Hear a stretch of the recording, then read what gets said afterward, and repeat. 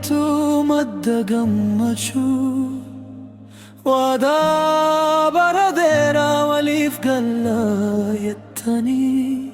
guyyaan kun adda seenaa keenyaa keessatti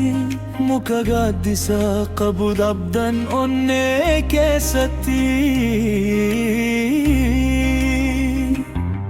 mustaaqimatu bareedduu akka biiftuu urjii halkanii tan dukkanatti iftuu uffata kee adii sanan akka hudaa uffattee amala kee mi'aawaan mana kuumee seentee ija hamtuu irraa jireenii kee haa eegamu gammachuun kee gannaaf birraan haa dabalamu kumee koo utubaa mana haaraa simboon kee niifaa akka aduu ganamaa harka kee qabeeni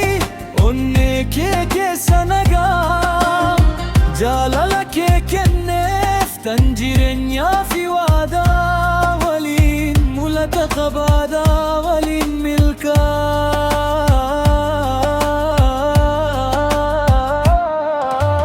jaalalli keessan akka madda bishaanii haa ta'u kan hin dhumne yoomiyyuu harka wal qabadaa waliin tarkaanfadaa gammachuu fi gadda keessa wal cinaa mammada'u.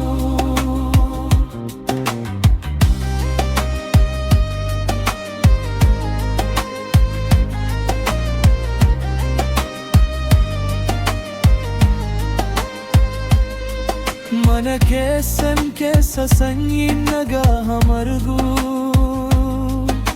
ijoollee fi kajeellaa keessan hundi haa madda'u baga ittiin nu ga'e baga walitti nu fide jireenyi koo yaa haaraa nagaa fi badhaadhaa naa guutu